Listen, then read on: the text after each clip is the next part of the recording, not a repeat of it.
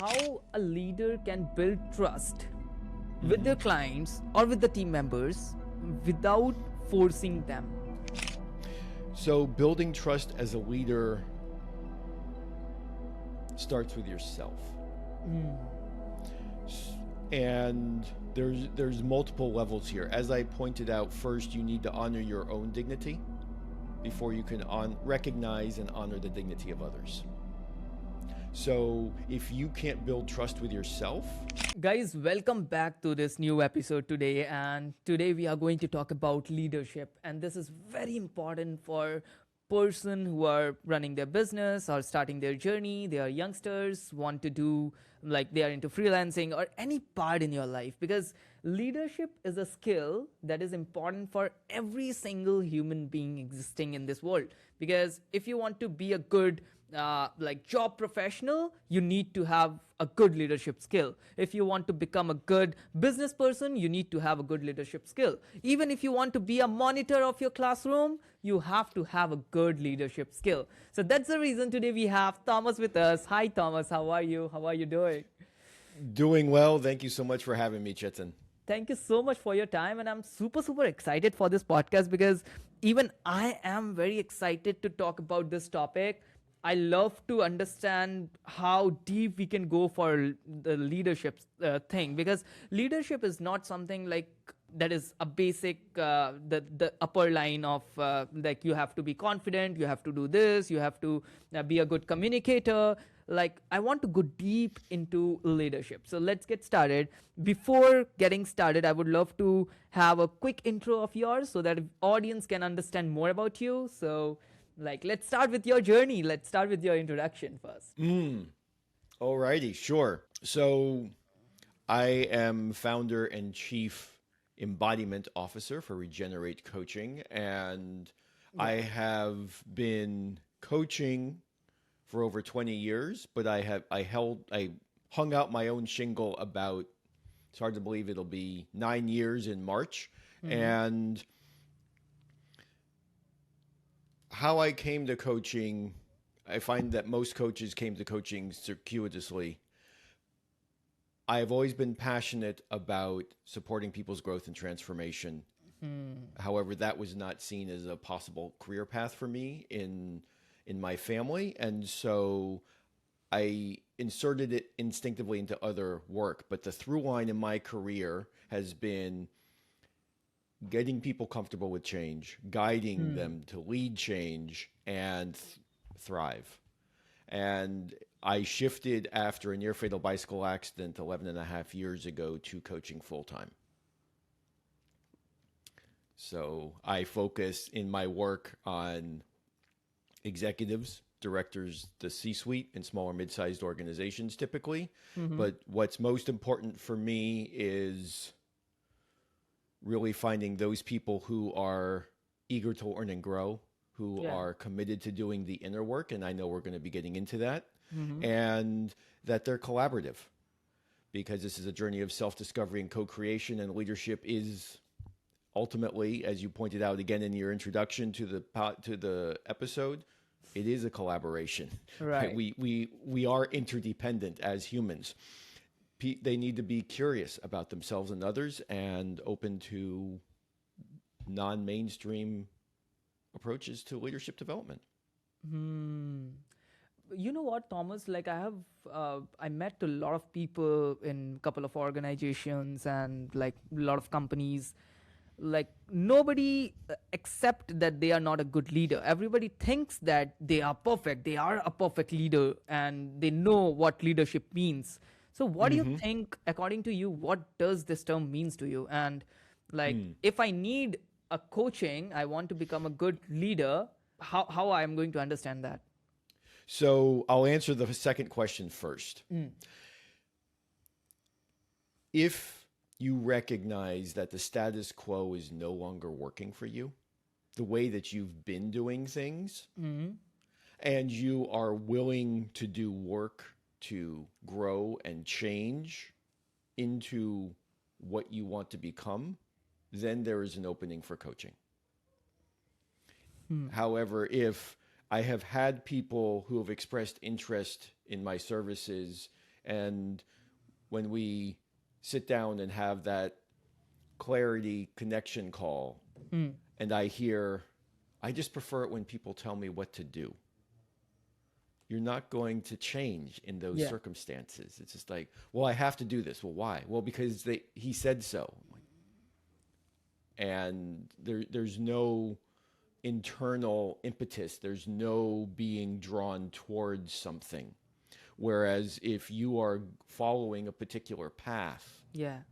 whether that's being a teacher or a leader in your community or a parent or a professional in whatever career, you're being called towards something. You're being drawn towards it. There is an impetus that is intrinsic, that's coming from inside. And so the same thing needs to be there for coaching. For me, in as an extension of that, leadership is a way of being. It's a way that you walk through the world, and it's not associated, as you so rightly pointed out in the introduction to the episode, this is not a title Yeah. or a responsibility.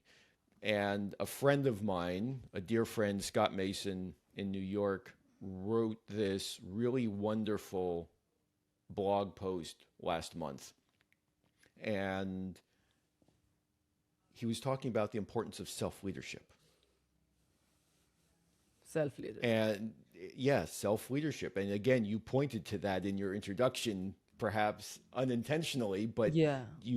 I really heard that because it's like, oh, this is something we have to lead ourselves before we can lead somebody else. Yeah. And this is part of my work because we have to recognize what's going on inside at the same time as we're dealing with something outside. So, for example, in meditation, right, we're closing our eyes and we're focusing on the inner world. And that's very important and that can be very supportive because then you have that time to spend with yourself. However, how do you translate that under pressure in the moment? As my Yeah. teacher likes to say, Yeah. when you're in the kitchen cooking and it's hot, Yeah. how are you responding?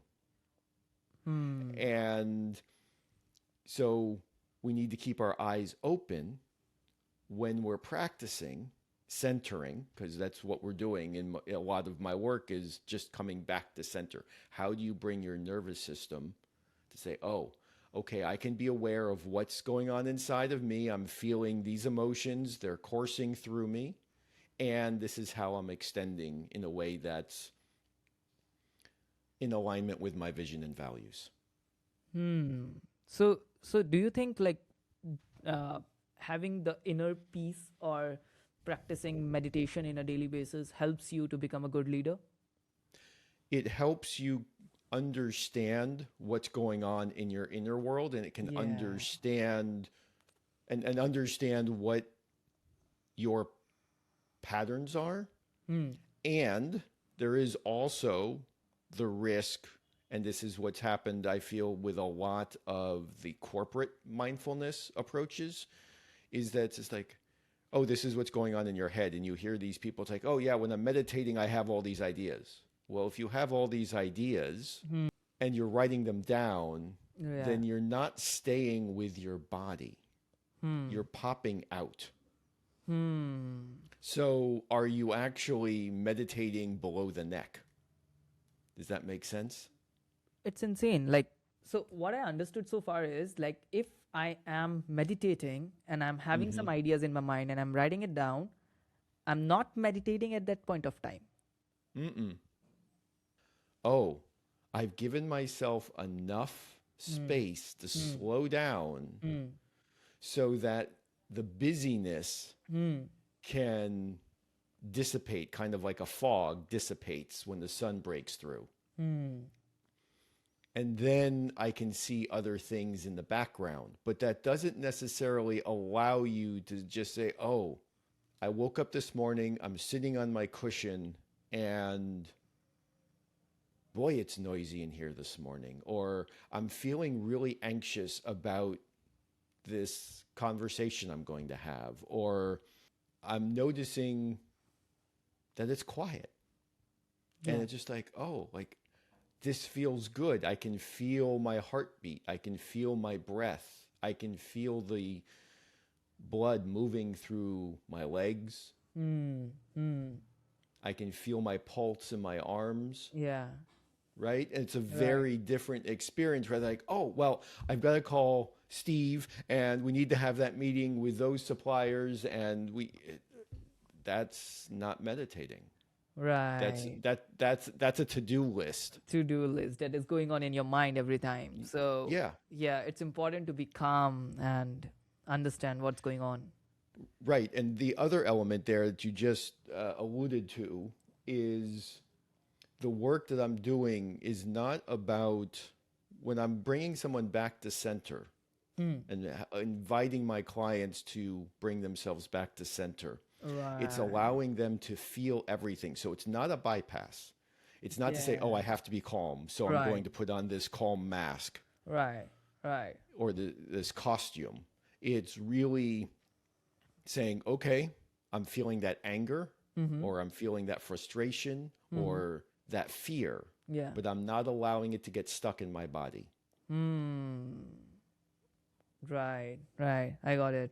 Like I can understand that. Like I do it personally myself. Like anytime I'm into noise, like there are a lot of things going on here and there. Like I have a lot of work to do. The team members are running here and there. So what I do Mm, is I stay calm. I take a deep breath, and I watch myself as a third party, as a third mm, that mm-hmm. I'm not me, I'm somebody else, and I'm watching Yep. myself as a third point of view, and then I Mm-hmm. understand like what's going on. So it is very important to like cancel out all the noise and then think about the problem that we are into. So it's very easy to get the solution. It's very easy to be grounded and stuff. So what do you think there should be a daily habits that people should follow to build their resilience or to be a good Mm. leader? Is there any daily habits that we should practice? One is actually practicing centering. Mm-hmm. So meditation is a good basis, but I would Mm-hmm. go a step further into centering. And so to Centering. Yeah. briefly digress here, in somatics, because I'm a somatic coach, centering I would love to is, elaborate more about somatic, like, yes. yeah, Okay. for the So we can, viewers. Yeah. I'll back up to that first.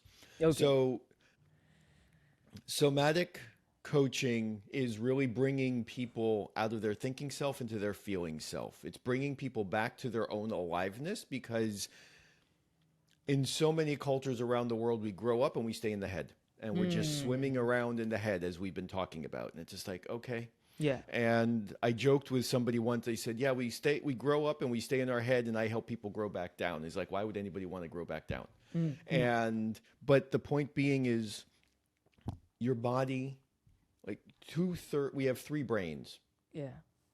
one in the head, Yeah. one in the heart, Yeah. and one in the gut. And Uh. if you're only in your head, you're missing 2/3 of what your nervous system is telling you. Hmm. And when you walk into a room or you meet somebody for the first time and you get a hit, a sense of what this person is like, you are like, oh, so either I feel safe around this person Hmm. or I don't. That is coming from your gut. Gut. I'm having That a gut is, feeling. Yeah. yeah, you're having a gut feeling, but that is your neuroception that is scanning the environment multiple times a second for safety or threat. Hmm. And that is interpreted that it travels through the vagus nerve, which is like a four-lane highway going north to the head, and there it then processes into the rational brain. But by that point, you're already either in flight or fight or freeze or what have you. Hmm. Hmm. And so it's so what I'm so being able to just come back to yourself. I digressed, but just to be able to come back to yourself and to recognize, oh, this is my authentic self. This is what my body is telling me. And I'm able to inhabit the body and extend from my geographic center, not off balance, Yeah. or one way or another, right? Mm. But to be able to extend in a way that is fully stacked. So if you're standing, your knees are over your ankles and your hips are over your knees and your shoulders are over your hips and your ears are over your shoulders, that you can stand there, you feel the feet, you feel the ground, you have sense in your legs, and then Mm. you can extend from there because that is presence. Being able to extend in alignment with your vision and values easefully towards what matters most to you, that is being centered. Mm. So, and that is Right. the work that I do. And so it's deep work Yeah. and it takes time Mm-hmm. because we've been practicing a certain way of being since we were 2, 3, 4 years old. So, how many times have you responded in a way that's habitual to certain circumstances? Big energy comes towards you, and you squeeze your belly, or you tighten your chest, or you squeeze your fists, you Yeah. curl your toes, whatever it happens to be, right? But it's generalized throughout the body, and you're not even conscious of it. But your Mm. body is responding that way. So the work is allowing the nervous system to get comfortable with more options so that under pressure it has choice. And that's really my work, is allowing my clients to find choice under pressure to act in alignment with their vision and values. So Hmm. that is how I look at somatic coaching. So, like, I understand about somatic coaching. So, it is about there are a lot of noise going on here and there. So, we have to be grounded, we have to be calm, and then take the actions of what we want to do. So, this is how you are helping people to do this. So yes, grounded and aware of what's happening. So Mm. being able, so even if you are boiling with anger, Yeah. being able to extend in alignment with your vision and values. Or if you are shaking with fear, being able to say, okay, this is how I can extend in alignment with my vision and values. Mm. Right. Right. Right. And so it could also be grief. Hmm. It could be um, extreme disappointment. It could also be joy. Yeah. Yeah. Because in some families, joy is actually feeling joy is not permitted Yeah. because it's fascinating, but I have seen that. I was like, really, joy can be that way, and but yes, it's surprising. But for some people, feeling too much joy is considered narcissistic and therefore frowned upon. Okay. So it's just like families are so there's so Different many type of ways families, of different type of different cultures. Yeah. families, different cultures, and Yeah. so how do you do how do you address that? So when I'm working and I'm so the practice that I was going to share is centering, and so we're Yeah. working with four different dimensions here. Mm-hmm. Length, which is your vertical axis. Mm-hmm. So that's your line of dignity. Mm. And dignity, you need to feel your own dignity so that you can feel and honor the dignity of others. Yeah. Yeah. Mm. And so if you can't feel your own dignity, it's really hard to recognize anyone else. Right. And you see that in leaders who just observe people as disposable implements that they hire and fire and come in and do a certain thing, and Yeah. it's very impersonal. Mm-hmm. The second is connect is your width, which is your line of connection to yourself and others, the rest of the world. It's your social connection, Mm. relationships. Mm. And so many times, like I had somebody come to me, one of my clients, and told me very narrowly, like squeezing side to side, I have to be the pillar of support for my entire family. Hmm. Now, just from, you can just imagine like how supportive can a narrow pillar be, right? Right.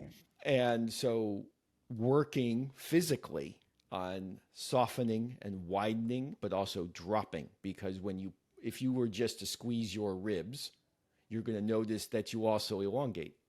So Hmm. you're like pulling yourself off your feet, out of your legs. Yeah. So it actually, by widening, you allow yourself to soften, deepen, and also extend more into the earth. Hmm.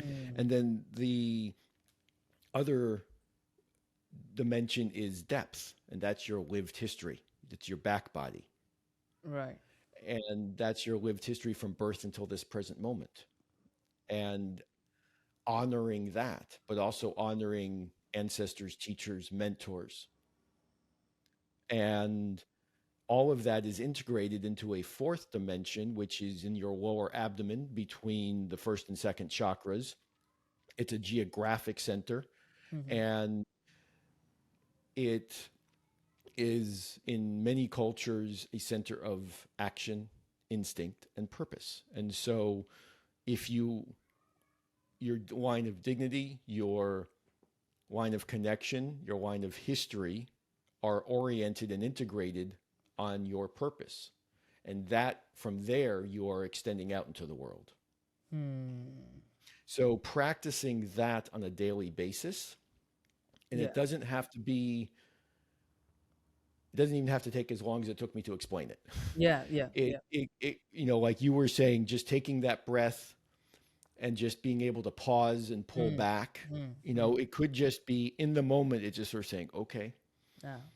can I find my feet? Like I had one client Hmm. who really struggled to say no Hmm. Oh. and and to make decisions. And it was really impairing, and he leads a team um, of people. And so what we figured out is when he needs to make a decision, Mm-hmm. he needs to find his breath and he Okay. needs to find his feet. Ah. And then he's like, oh, then there's space. Then he can pause because had the habit of, well, if somebody asks me a question, I have to respond in a nanosecond. Hmm. This was the That was yeah. that was the rule. Yeah. Yeah. A- I, And this is happening with a lot of people. A lot of people. yeah, Yeah. This is a big problem. yeah. So that's where we were working, and it was just like, oh, so, and then he would report back, and he's like, oh, I was able to say, let me get back to you. Hmm. And so he gave himself 2 days to respond to a request rather than responding in a nanosecond. And it was so edgy for him. Hmm. Right.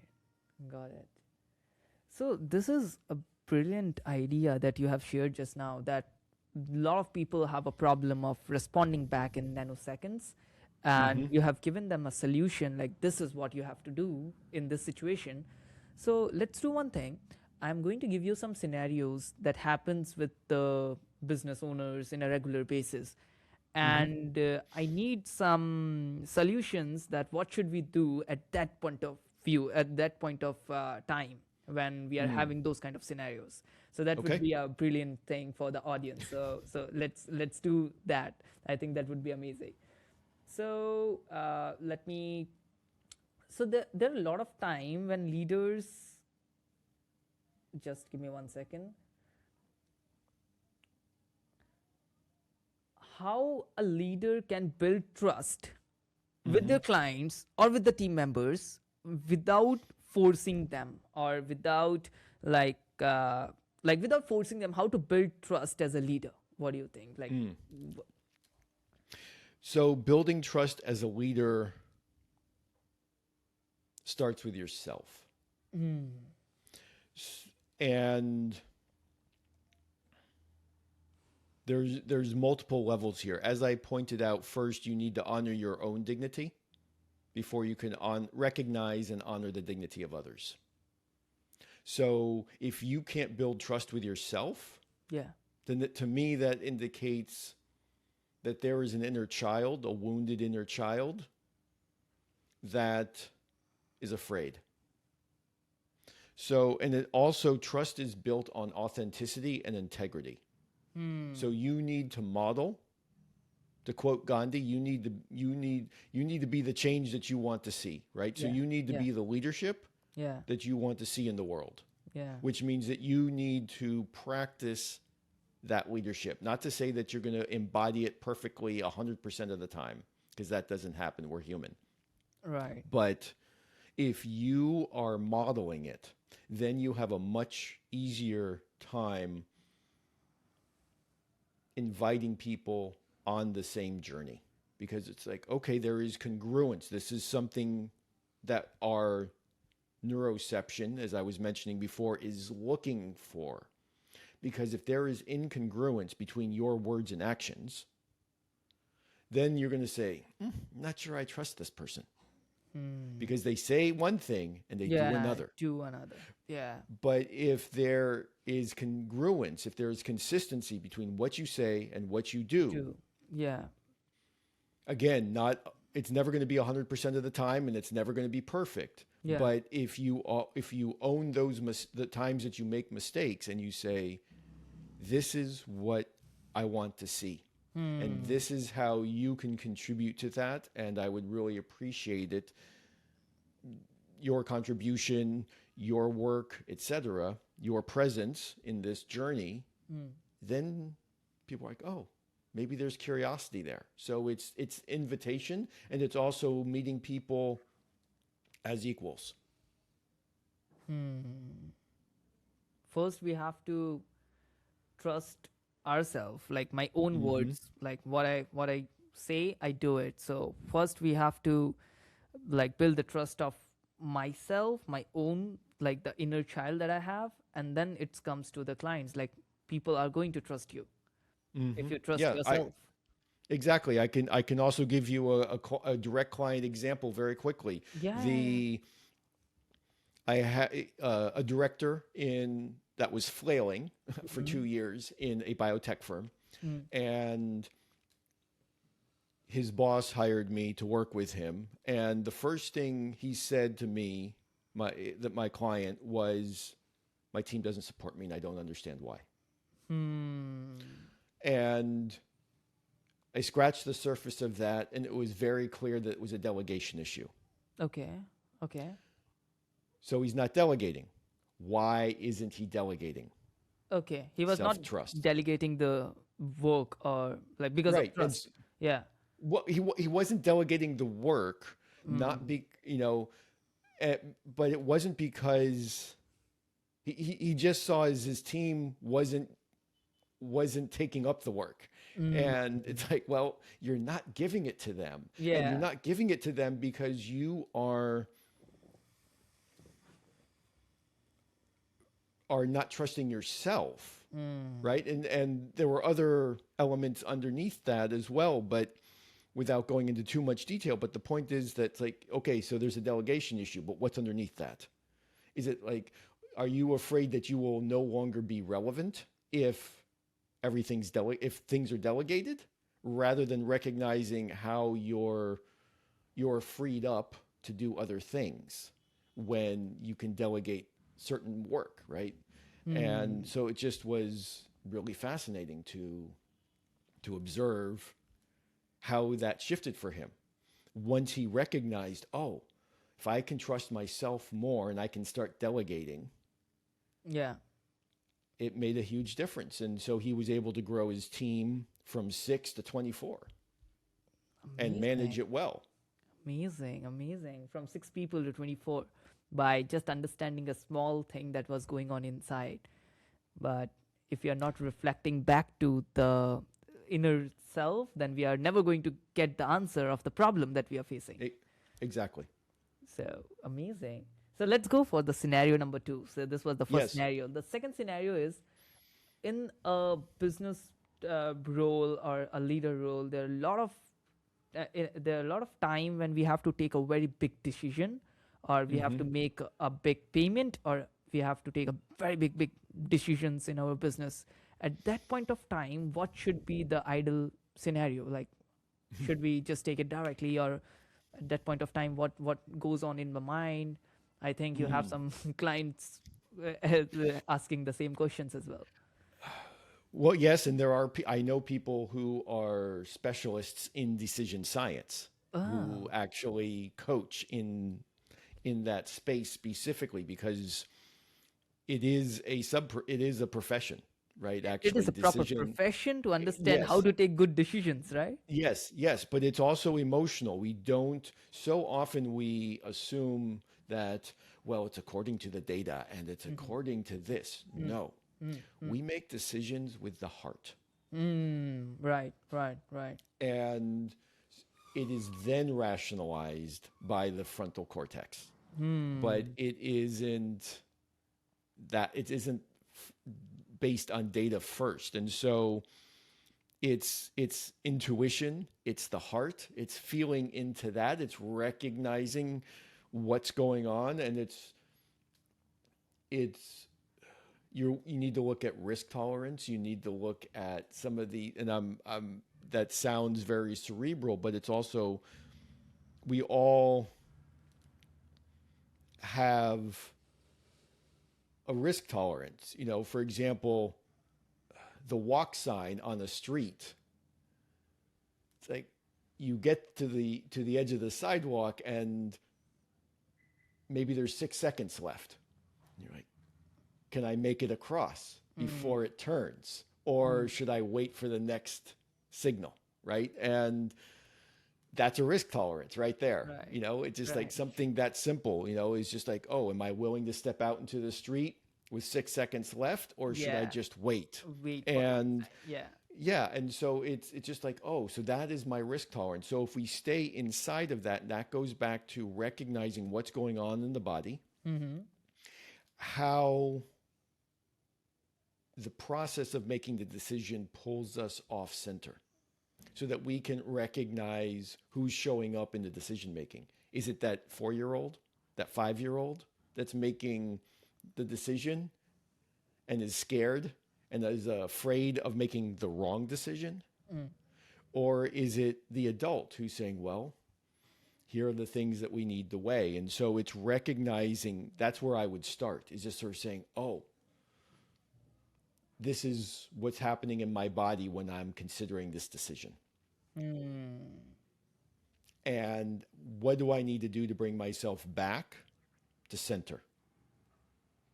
And then you can move from there. But yes, other beyond that, I feel like I would be best to defer to my specialist colleagues who focus on decision coaching. We can definitely do a podcast in this topic as well, because this is a whole another industry, because people take decisions for the 5 years old, 6 years old. Sometimes they take decision from their heart, sometimes it's from the mind, sometimes it's from the gut feeling. Yep. So it's a whole another thing, so we can have a very deep conversation about that as well. So it would be amazing if you can help me to connect with that Yes, with I a will. person. I've got a couple people in mind. So yeah. Amazing, amazing. We can definitely do that. So, Thomas, the people who are watching this podcast till now and they're listening to this conversation, what are the few things that they can take away from this podcast to their home, and they can start building it from tomorrow?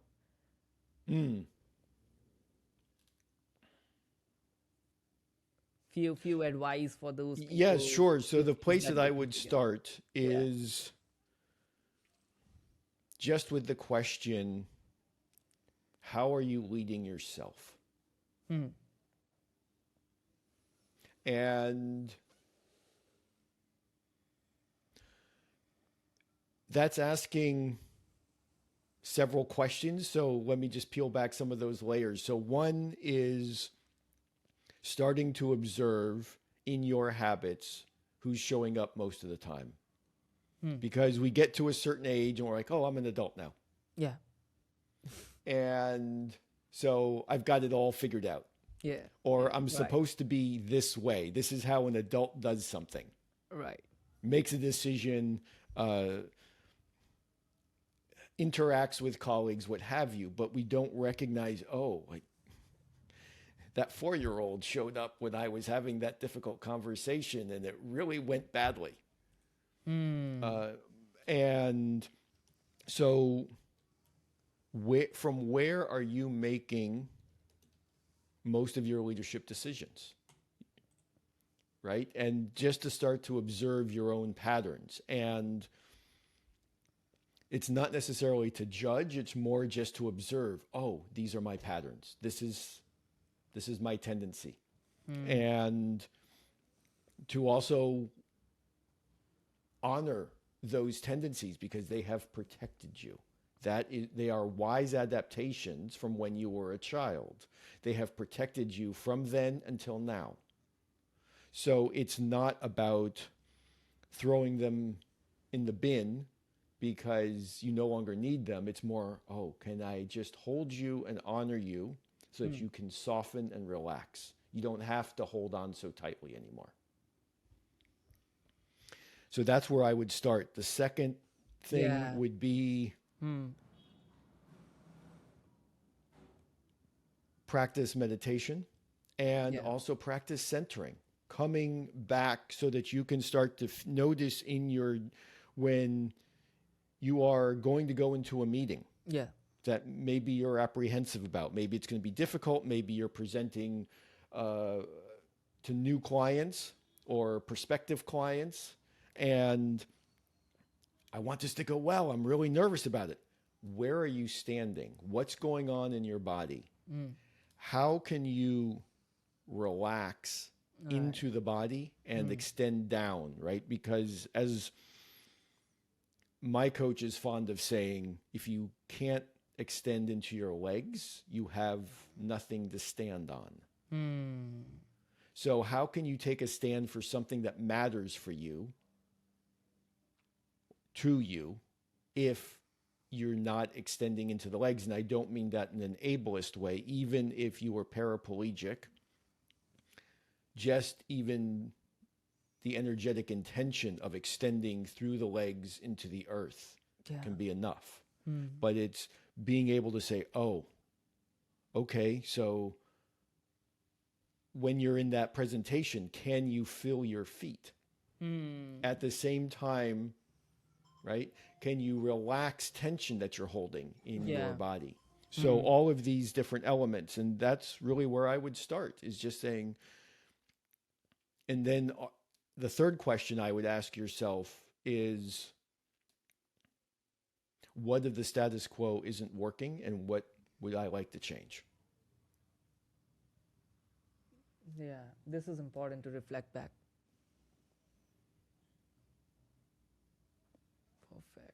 Perfect.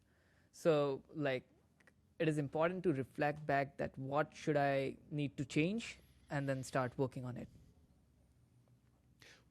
Well, it's recognizing what that you've been doing still works and doesn't work, right? So it's recognizing what is it that no longer serves me. Yeah.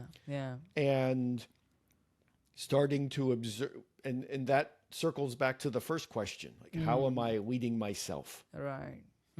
Is it the little child that's afraid of getting judged or afraid of being considered stupid or thinking that they're worthless that is the one that's making decisions for you? Because that's also going to, so then that's like, okay, so if that's the case, then how can the adult step in here? What's needed? Because that no longer serves if you're trying to build a business or you're trying to be a professional or what have you, right? If you're constantly putting yourself in that position, then you're struggling to reach your potential. Right. Because you're sabotaging yourself unconsciously. Because if you're like, well, everybody's going to think I'm stupid, right? So you're going to spend a lot of time perhaps making sure that you make no mistake. But you're so busy making sure you make no mistake that you're not actually doing, like, moving forward. You're just like reiterating in the background. So you might still be hiding rather than extending out into the world. Does that make sense? It totally makes sense. I think there are a lot of patterns that people have, and there are repetitive tasks that they do in a daily basis, and they are stuck in a loop by doing the same things in a regular way in a Yep.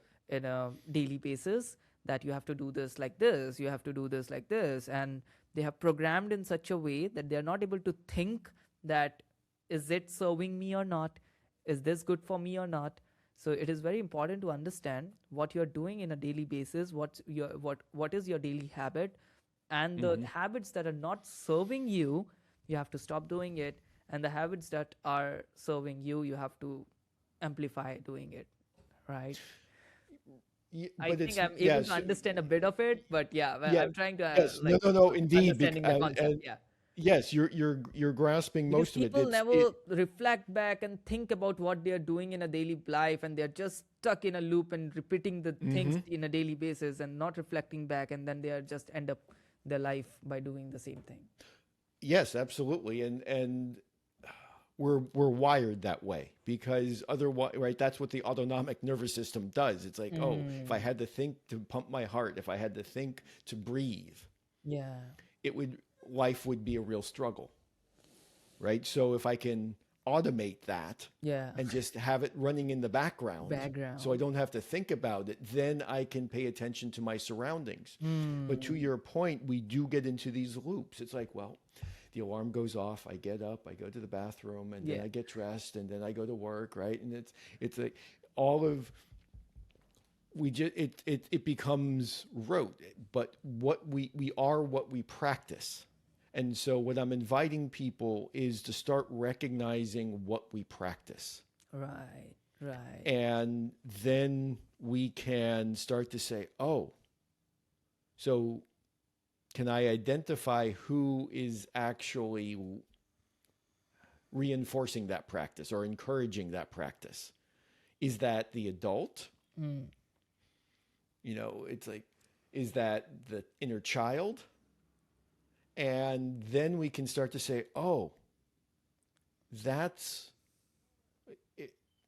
where I get scared. It's like, oh, I'm afraid to write this social media post this way because I have been taught that I need to show up this way. Right, right. And if I write it that way, I'm vulnerable and I'm going to be judged and I might be rejected, just as a for instance, right? Right. So if that's what's going through your mind, it's like, oh, so that to me doesn't sound like the adult. That to me sounds like the wounded inner child Has that's the trauma or something.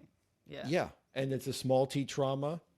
It may be a big T trauma, but just to be able to say, oh, well, because we are hardwired for safety, belonging, and dignity. And these wise adaptations are built to, we may have to crimp one in order to ensure the other two. And so that's what we're working with. And so it's just recognizing, oh, okay, so this is in my family of origin, this is how I was shaped. This is what social norms pointed, you know, as a male-bodied, a female-bodied person. This is what you're supposed to look like. This is what you're supposed to do. This is how you're supposed to act. This is how you're supposed to speak. Yeah, yeah. This is how, and so we have these rules. Right, right. And that may be safe at some point in our life or ensure safety, but it may not necessarily, and it may ensure belonging, but it may not honor your dignity. And so what needs to shift? And that shift is going to be edgy. It's going to feel uncomfortable because your nervous system is going to be saying, no, that's not safe. Yeah, yeah. If you change this, it's not safe. So we're going to have to go back to the way we were, right? And so that's where coming in and honoring what's been protecting you all these years, to be able to say, thank you. I appreciate you. You have protected me, and I know I am safe. And so it's, if you were to take a fist, right, for example, and that's what's protecting you, Yeah. right? Is what's being held in the fist. Hmm. It's like you try to open the fist to make it let go, it's not going to happen, right? Yeah.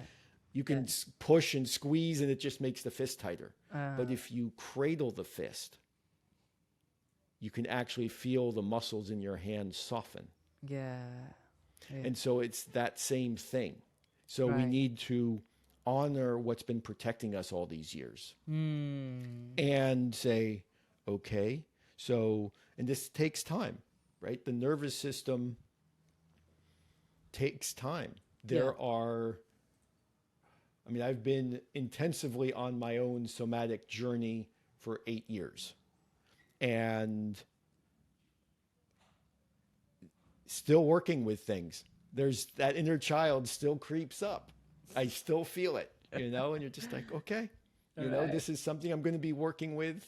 I've been practicing this way for decades. It's Mm. something I'm going to be working with in some form for the rest of my life. But being able to say, okay, that's what's happening. Yeah. Yeah. And then we have choice under pressure to be able to Right. say, okay, I'm going to breathe, find my feet, Hmm. and then I can choose to act this way, even though I am feeling this emotion, whatever that happens to be, the fear, the anxiety, the anger, the disappointment, whatever it happens to be, the joy, to just like, oh, can I just extend? Mm. What does that feel like? And then what becomes, so that way our authentic self, our essential self comes to the surface and we share that with those around us. Right, right. I got a whole new perspective by doing this podcast. You are amazing. You like taught a lot of thing and in a very deep way. Like I got a new perspective of life, like how to be grounded, how to understand what you want to do, and like there are three type of brains. Like there are a lot of insights in this podcast. Thank you so much for your time. Thank you so much for this podcast. And viewers who are watching this podcast till the end, I would recommend you to like go to the profile of Thomas. I'm going to put the links in the description so you can go there and you can connect with him, and like and comment down below what you learned from this podcast. Thank you so much, Thomas, for your time. Like this was an amazing session. You're most welcome. It's been a pleasure to be here. Thank you so much. And we are definitely going to plan a part two. So if you need a part two, let us know in the comment section and let us know what are the new topics that you want us to cover. So let us know in the comment section. See you in the next one. Bye. Take care.